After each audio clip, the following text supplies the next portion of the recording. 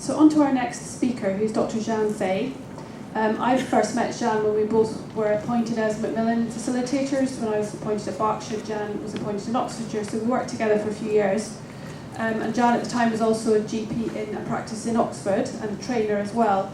And Jeanne also has a background in palliative medicine. I believe you practiced in Singapore and many other places as well.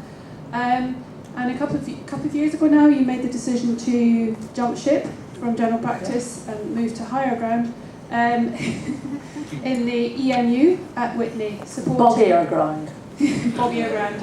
And I remember meeting Jeanne a few months after you started and sort of, how is it? And I was just completely shocked by some of the cases that you were describing and the things that you were seeing, and once again the very complex, frail elderly, where clearly often they were dying or very much in last months and weeks of life, and yet nobody had been starting these conversations, and they were pitching up in your EMU, and you were spending the bulk of your day doing that work. So that was why I asked you to come and speak today, and I hand over to you now. Thank you. Well, yes, that's me. So I'm a GP masquerading nowadays as a hospital doctor, and my interest in palliative medicine and end-of-life care started when I was a GP registrar. It was 1993. I was in Arundel in West Sussex, and there was a very lovely cottage hospital there in the days when GPs had control of about half the beds in the cottage hospital. And we were halfway between Chichester and Worthing, and had this luxury of this cottage hospital where we could admit our patients with pneumonias or stroke or end-of-life care and look after them together with the therapists and the nurses in the cottage hospital. And it was very satisfying. And I finished my GP training then, and I thought, do you know what, 6 months as an SHO in palliative medicine would be quite useful before I settled down into that partnership. And I combined it with travelling. So I ended up in Singapore for 4 years doing palliative medicine, and then a year in South Wales when I came back because I'd forgotten all my general practice and I could only do palliative medicine, and eventually back into GP land, and it took me 8 years maybe before I ended up in that partnership that I thought was just going to be 6 months down the line. So end-of-life care in its widest sense has been something that I've been interested in since. I'll tell you a little bit about where we're at and where I'm working in a minute. But this site, poppy.org.uk, will tell you exactly what's happening to the demographics in your area, and it will tell you by country or county or electoral ward. And this was the figures for Oxfordshire, and what this tells me and tells anybody else that's interested is that between 2014 and 2015, the number of over 75s in Oxfordshire went up 2.7% in 1 year. And that in the next 15 years, we will have 15,000 more over 85s in Oxfordshire. And that's a lot of nursing homes, and a lot of medicine, and a lot of, hopefully, sprightly, golf-playing, involved 85-year-olds. But, you know, the landscape is changing very, very rapidly. Oxfordshire has a number of different services put in place now to try and deal with the increased numbers of frail elderly that we see, trying to keep people at home so that they don't lose their aerobic capacity and don't lose their muscle mass and can maintain their independence. So there are 2 integrated medicine units, both based at cottage hospitals. Across the UK, there's lots of ambulatory care facilities nowadays. Most of them are in the acute hospital, usually in A&E, and ours are slightly different because they're outside the hospital, which I think has its advantages.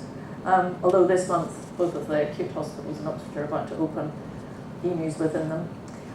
We've got a great hospital at home service, and we've got integrated locality teams, which are nursing therapy and social work combined together. And I know that Berkshire, you'll have something similar, they'll be called slightly different names.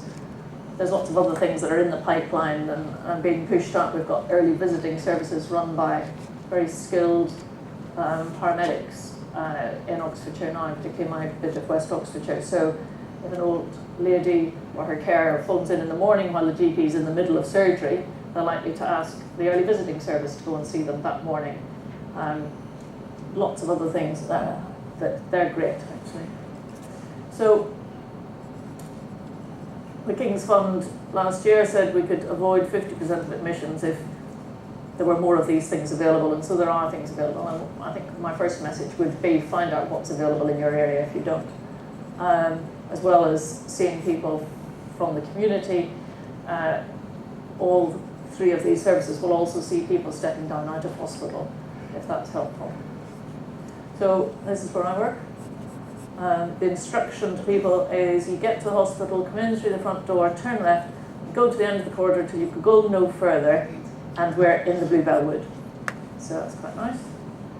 And we get referrals from GPs, about 80% from GPs or the early visiting service, 10-12% from paramedics. Typically, they've been called out because somebody spent the night on the floor or they've had a fall.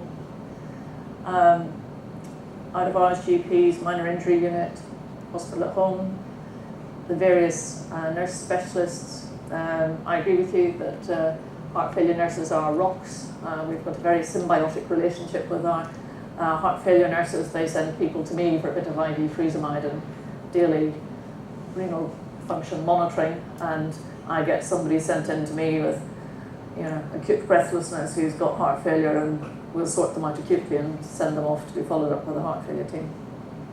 Palliative care, step down from hospital, so we take people from lots of places. Crucially, we've got our own transport. We've got a man in a van, so as long as they don't need a two-man crew, we can go and pick them up if they don't have transport and get them in fairly quickly. We've got bedside testings, we've got bedside electrolytes, renal function, troponin, INR, CRP, which is good. We don't have full blood count. We've got a HB on our hematocrit. We don't have liver function. We don't have access to scanning because we're in a cottage hospital, but we do have X-ray. We've got our own physio and OT and social worker based in EU who will see every patient that might possibly need to be seen and assess whether there's something that we need to put in place so that they can go home tonight. So they might be able to leave the unit tonight with a walking frame or a commode or an increased package of care, or sometimes an emergency respite placed in a nursing home, but you all know how rare they are. And we may bring them back again tomorrow for review. We might discharge them to GP.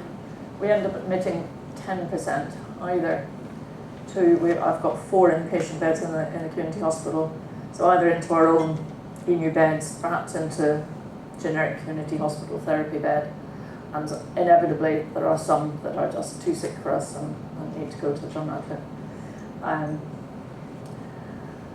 So these are typically what we see, which is going to be pretty much what you're seeing on a medical take, except that we do our best not to take the acute coronary syndromes, the acute stroke, the acute surgical abdo, and head injuries. But we'll take most other things, and inevitably, quite a few of these are going to be end of life. Increasingly, I'm providing telephone advice to GPs, and I would say this is voluntary and involuntary. So the voluntary GP advice is a GP who phones me up and says, Jeanne, can I pick your brains on this one? Can we talk this one through? So we talk it through, and we come up with a plan.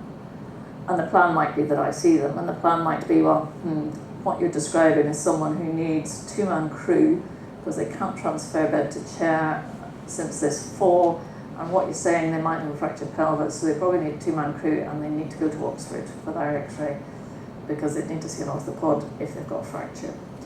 But if they're absolutely refusing to leave their house, then you need the integrated locality team to visit today with the nurse, the social worker, the therapist, to see what we can do so that they can stay at home.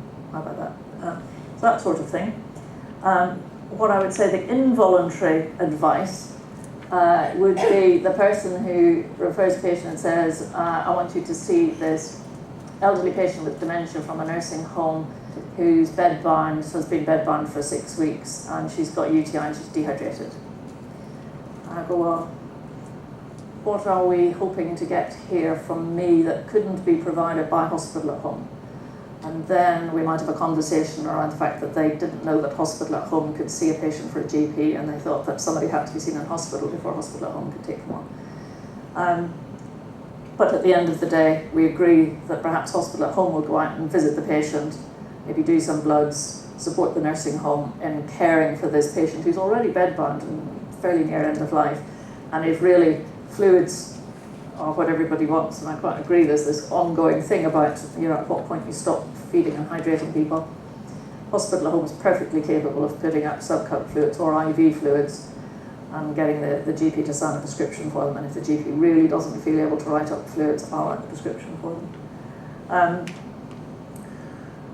And semi-elective blood transfusions, I'll tell you about in a case a bit later.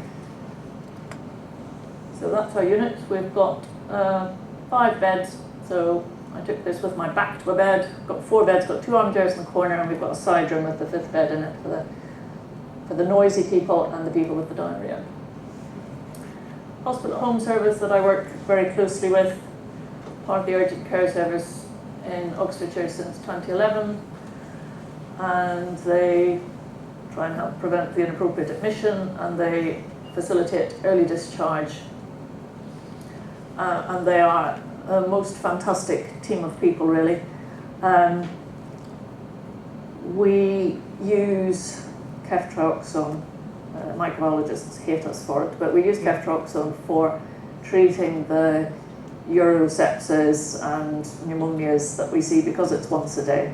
And once we've seen them 2 consecutive days in EMU, and they've had 2 doses of ceftriaxone, hospital at home will pick them up, and we'll see them at home and give them their IV treatment at home until the end of their course. So they do lots of stuff for our patients with infection. They're very helpful with patients for us who are teetering on needing admission, and the hospital will be on red alert, and there may not be a single cottage hospital bed in the county, and hospital at home will go in and do that ward round visit for me at 9 o'clock in the evening, where you're just thinking, ooh, these SATs are only just okay, and I hope that their blood pressure doesn't fall even lower. A hospital at home will go in and check on that patient overnight and perhaps settle them into bed and give us a report on the phone in the morning as to how they are before we bring them back again. And that, knowing that somebody's coming out like that, I think helps patients accept going home. So they take referrals from anybody professionally who's going to give them a referral. They will visit once or twice a day, can be up to 4 times a day, but that's unusual. And they work with all of us community interface sorts of people. And the integrated locality team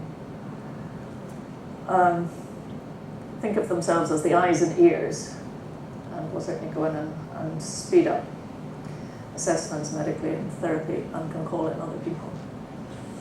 So frailty, which we've already talked about, but these people who've lost their reserve to deal with their infection or new medication or other stress. And including these, and I would say that these are all things that people get referred into hospital with: falls or off their legs or delirium or incontinence or the side effect stuff.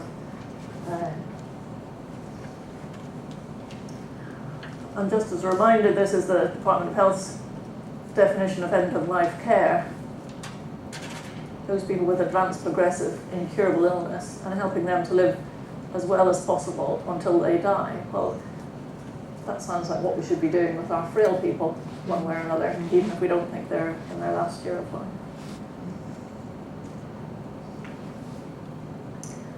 And these have been around for 5 years now, more than that.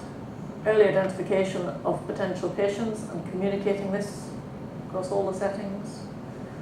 Doing advanced care planning for the high-risk patients, and making sure that we've commissioned decent services or organised the services in such a way to be responsive.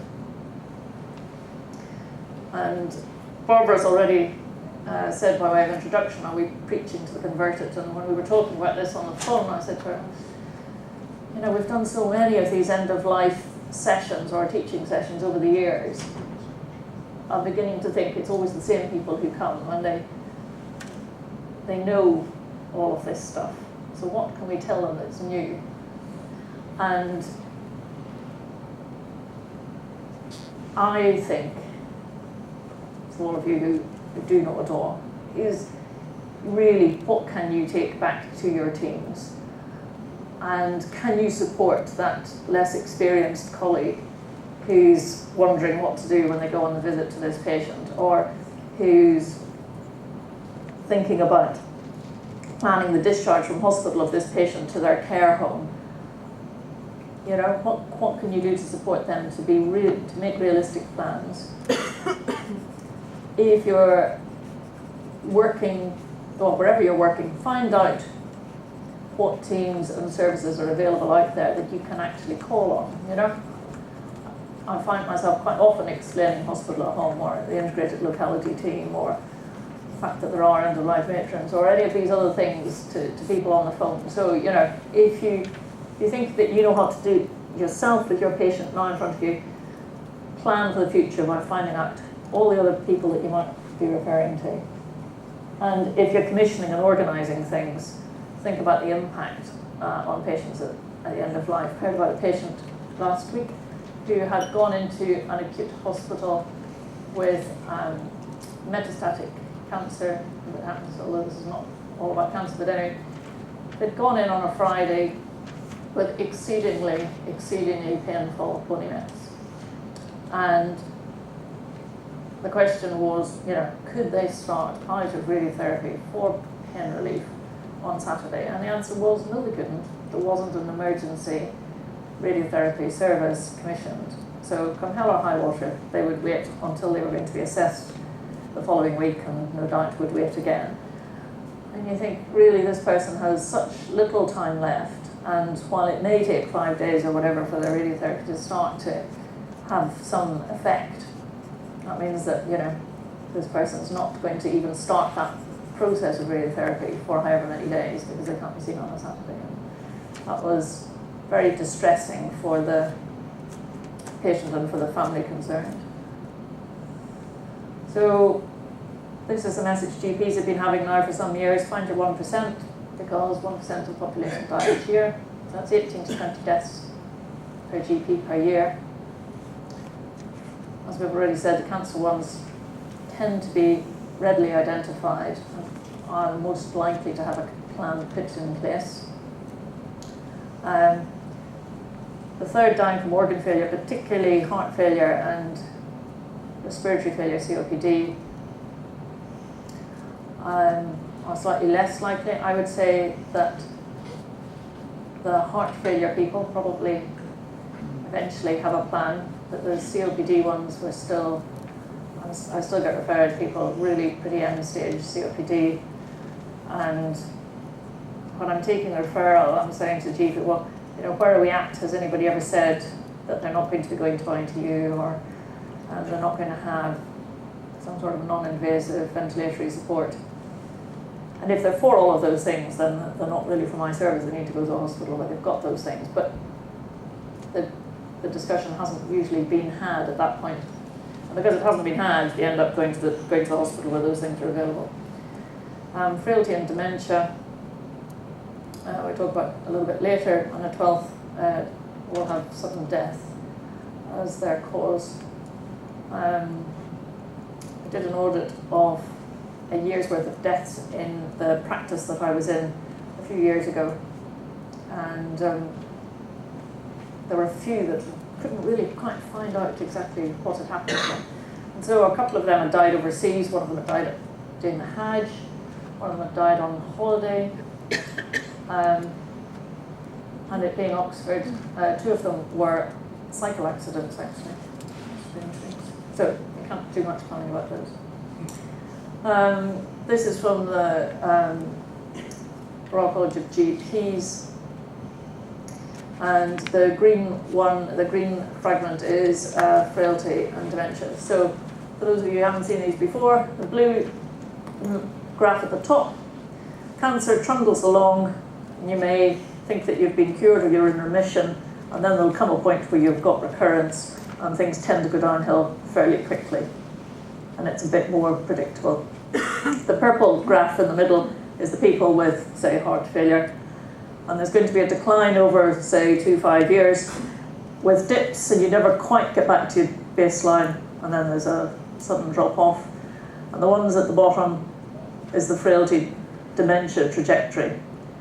And compared with months, 2 to 5 years, this can be something that's going to drag on 6-8 years.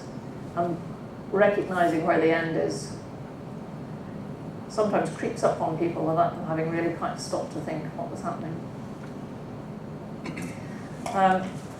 I don't intend you to be able to read these words, but there are lots of prognostic indicators out there. There's IT-based ones, there's paper-based ones.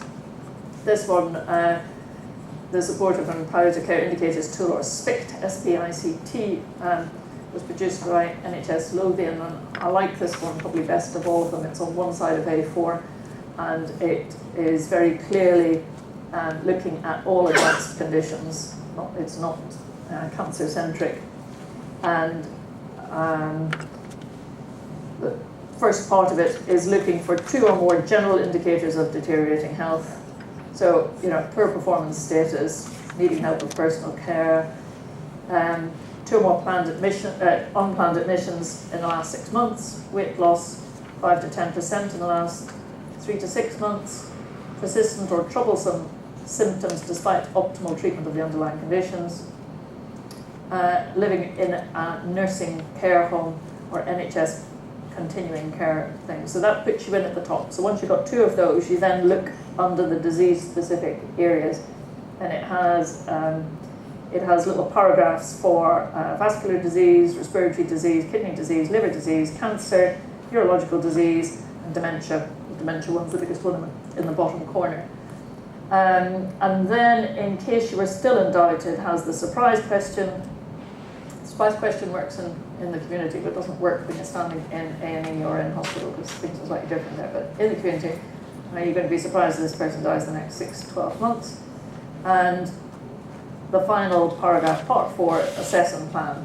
So, meeting with the patient and family and looking for the unmet needs, reviewing the treatment plan and the medication, discussing what the goals are, considering whether you need specialist palliative care, help with difficult symptoms, GP using their register to coordinate care and do special notes and all that sort of thing, and hand over DNA CPR status, agreeing thresholds of care and that sort of thing.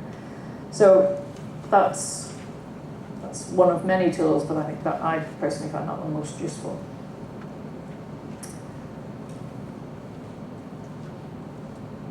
So that's our surprise question. That's the other side of the bluebell wall. So challenges of dementia in particular. So there's the uncertain timescale, diagnosis to death. And because dementia patients can't communicate as they go on, we really need to have the conversations early. And so rather than waiting for the last year of life with the dementia patients, I think really, if as GPs, we have referred people to the memory clinic, we've got a nice clear diagnosis of dementia, we really need to be having conversations with our dementia patients while they still have windows where they can express what they want and where they can weigh up decisions and where they can give some indication to their doctors, nurses, carers and their family members as to what they might want in the long term. And in particular, that legal power of attorney can be set up, and that's having a discussion around legal power of attorney. I find that the family are often quite interested in getting it set up for finances. I call them health and wealth. So if they're setting up the LPA for wealth, I say, well, you need to do health at the same time, but if we're going to do health, let's have a conversation around actually what would be the right thing, so we're not trying to make decisions at the moment of crisis, that we've thought things through and got it documented. And then we've got the problem of comorbidity. So these people don't have dementia as the sole problem. They'll have the heart failure and the type 2 diabetes and the bad chests and kidney disease and everything else. And sometimes you're weighing up, well, which disease is making them ill at this time, and the dementia is rumbling on there in the background. So this was a study from 2006. If you've got dementia, you're more likely to die in hospital, you're less likely to receive specialist palliative care, and people are less likely to consider your spiritual and psychological requirements. There's been a commissioning guide on end-of-life care for people with dementia for 5 years, which looks like that. I did a talk a couple of years ago on end-of-life care for dementia with some people in a memory clinic, and they hadn't heard of this guide and didn't think that end-of-life care planning was anything to do with them, because if their patients started to become unwell, they stopped coming to clinic. So I've had lots of patients that I've talked about with Barbara, and the two that I'm going to outline here are things that have happened in the last month. And so this one is when it really, this is the sort of thing that makes me pull my hair out. This one, we've got a better one to follow. So this chap had prostate cancer and dementia, and he was living at home until May, when he had a fall, and he went into the acute hospital, and he went from the acute hospital to the community hospital for rehab. And during the course of that, he had a scan and he had bone mets, and he might possibly, it was thought, have liver mets. And at the time that he went into a nursing home, not residential home, with some, for respite, with continuing healthcare funding, at the point where he left the community hospital, he was managing a few steps with a frame and 2. Long-term funding was applied for. 7 weeks later, and a few weeks ago, I got a call from the GP, and she said, I really don't know this chap because he hasn't been in the area very long, but he's not been eating and drinking for the last 4 days, and the nursing home says that he must be admitted somewhere, and I thought I'd try you rather than the John Radcliffe. And if we don't get him in here, they're going to call 999 and he's going to go in. She didn't tell me actually that he'd been bedbound since admission, but I found that out later when I called the care home. So what I wanted to say was, couldn't we have hospital at home, and couldn't we see what we could do? But the sword of Damocles, they're going to call 999, was hanging over us, and I said, fine, let's have a look at it and see what we can do. And I did have a male bed that day, which doesn't often happen. And there was this, perhaps we'll find out why he's not eating. So a 2-man crew is requested to come in 2 hours at 3:30, and at 6 o'clock, no sign of the patient. And one of my nursing colleagues called the nursing home to see whether they had heard from the ambulance, and see possibly whether it might be worth delaying this chap till the next morning, rather than him arriving at some awful hour of night. And the poor nurse on duty said, I am the only nurse on duty for 23 patients, and I'm doing the drug round, and I don't have time to talk to you, and you cannot delay his admission, because I have another patient coming in tonight to go into his bed. And eventually at 8:30, the poor man arrives in Whitney with no handover notes from the nursing home, not even a next of kin, and he didn't have his purple form with him. And as he arrived, he passed copious amounts of melina. And I had thought possibly he might have been hypocalcemic before he came in, but he wasn't. So I phoned the nursing home, and it was night, about 9:30, 10 o'clock at night, and said, can you tell me a bit about him? And he said, well, he came here 7 weeks ago and he's been in bed ever since. And now he's not eating or drinking. So, well, diarrhea or vomiting? No.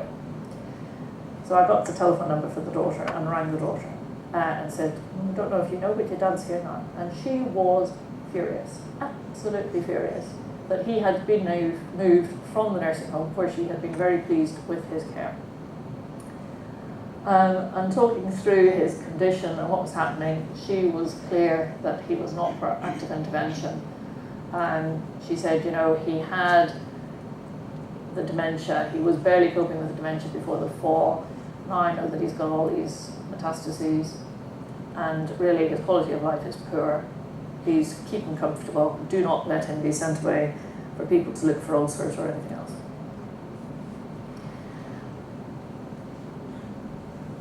And again, everybody who knows anything about end-of-life care and has been to one of these talks before will have seen this pathway. But really, I think for this gentleman, he was failed at almost every step. So there never was an open, honest communication at the beginning when he arrived at that nursing home, or between the local GP who suddenly finds him on his list and the care home staff, or between care home staff and family, or anybody. So number one, open, honest communication doesn't really happen. Step two includes assessing the needs of carers, and at this point I would say that that poor nurse who's got 23 patients on her own and trying to do her drug round, and then when we go through and try and unpick what happens is continuing healthcare fund got cancelled the same day that he got admitted, and apparently the care home, nursing home had been busy asking for more funding and saying that actually they weren't staffed to look after him and he wasn't in the right place. And that they've been asking for some weeks about this, and nothing had changed, nothing had happened, which is why they had put up the red flag. So there's something about his needs not being met where he was. There wasn't coordination of care. There wasn't a rapid response. We didn't really get an opportunity to put in hospital at home or end-of-life care.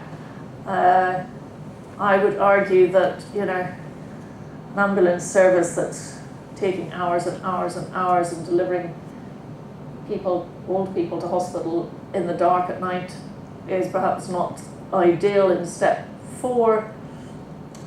And finally we get to step 5, and he's with us. Initially the daughter wanted hydration. He had subcut fluids for a while, but clearly what really wasn't going anywhere. She has agreed to them coming off, but he's not dead yet. I don't think it can be long, you know. So he's an example of where I think we all know what should happen, and it didn't.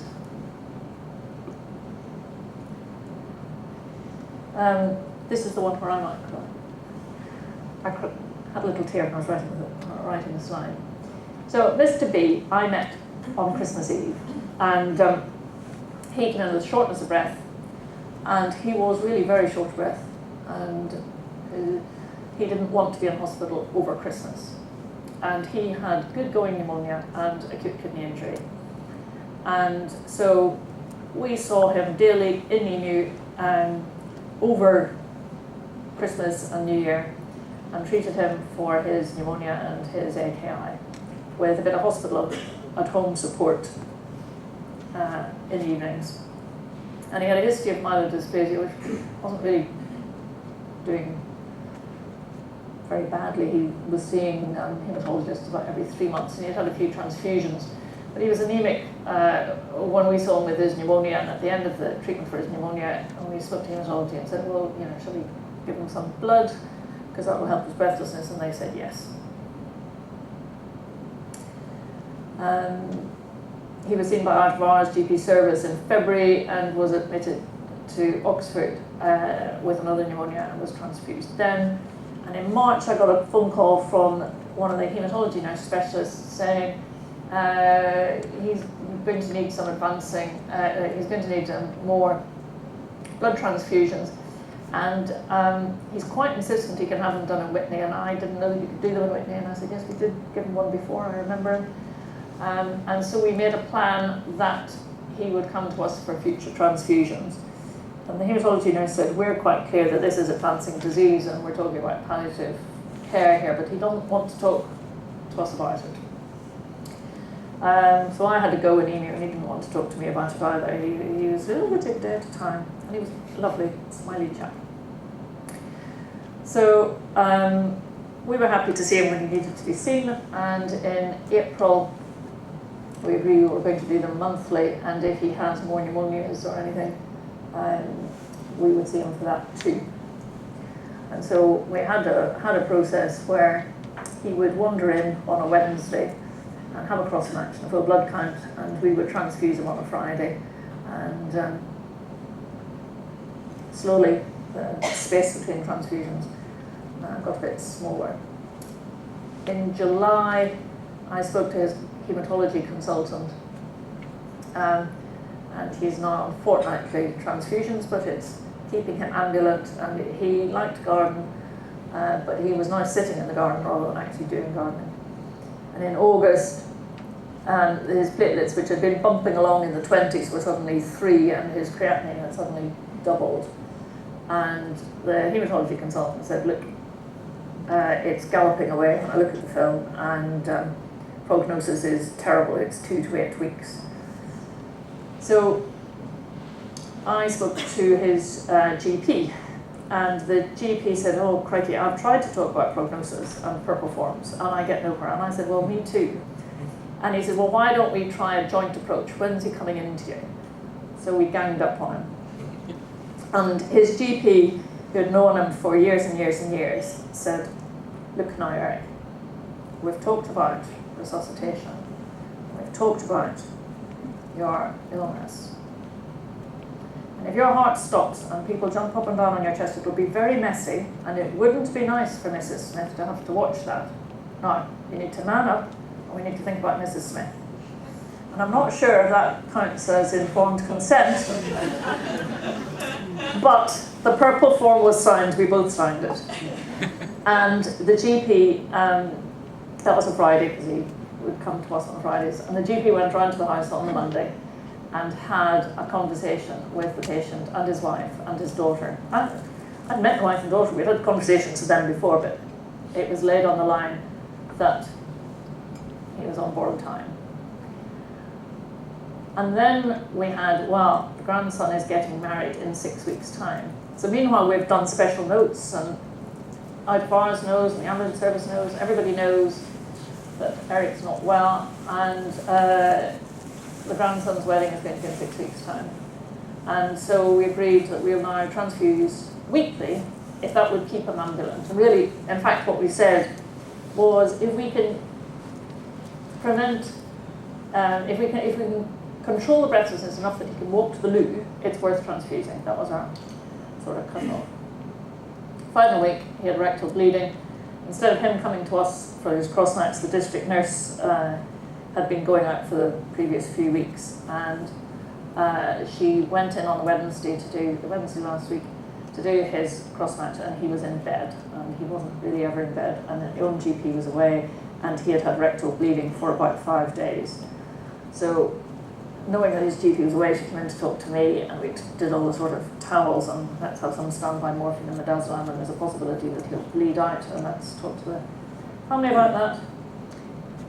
Friday, his GP came back, went round to visit him first thing in the morning before surgery, and phoned us up and said, not fit for transfusion today. Saturday was the grandson's wedding.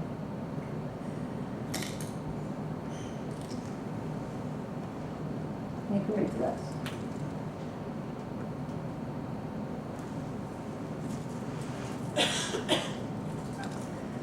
So, I mean, with that one, there were lots of people involved. There were district nurses, there were GPs, and the haematology service, and there was EMU. And if it, you know, in other areas it wouldn't have been EMU; it would have been whatever ambulatory care or admission avoidance service or day centre or whatever else that you have.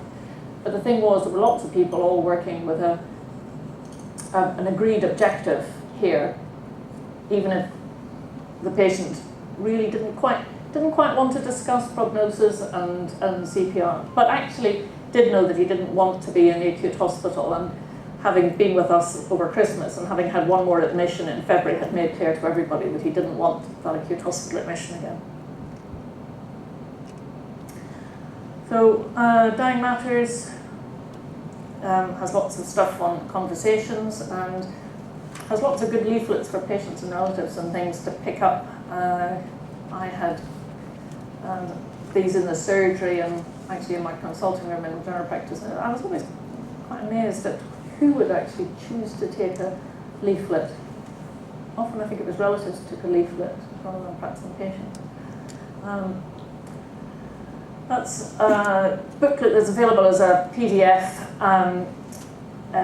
from the Royal College of Nursing and RCGP jointly, and it's a great booklet. It has how to do advanced care planning, how to predict who your end-of-life cohort are. It has stuff about symptom control. It has all sorts of really useful things and resources in it. And that's the GMC book, Treatment and Care Towards the End of Life. And it has, among other things, useful stuff about some of the ethical dilemmas in there and how to approach them and how to make the right decision. And that's my contact details. Thank you very much.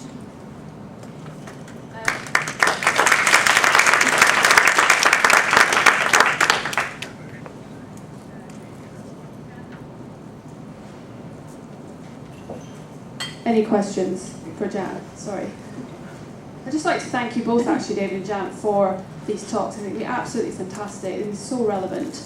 And I think they illustrate, everybody here is from different backgrounds. And we are probably preaching mainly to the converted, but it does illustrate how everybody plays a part. It is everybody's business. There's steps along the pathways Jeanne illustrated where everybody can be involved, where we can all recognise that actually things are changing and actually we can influence, we can get involved. If we don't feel we can do it ourselves, we can go to a man who can and say, look, don't you think things are changing here? Maybe we should be talking to our patients and their relatives and carers.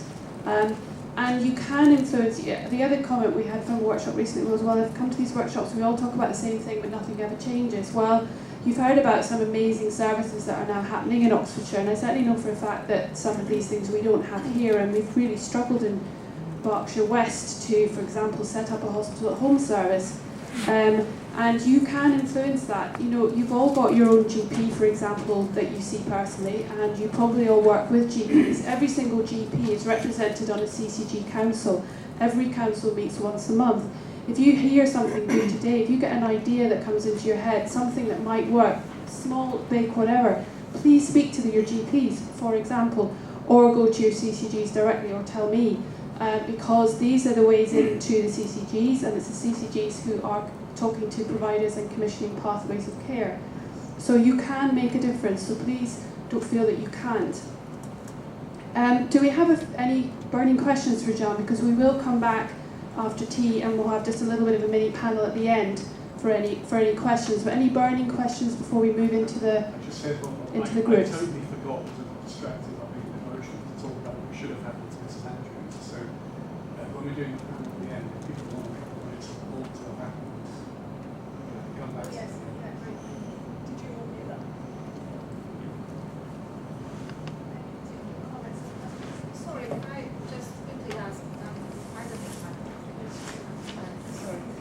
I'm a GP, just very quickly, hospital at home, can you just talk us through quickly what services you In Oxford, the hospital at home service. Yeah. So they are wonderful, highly skilled nurses, and they will, as I said on the slide, they either facilitate early hospital discharge, which is probably where they were set up initially, but actually an awful lot of their work now is admission avoidance. So the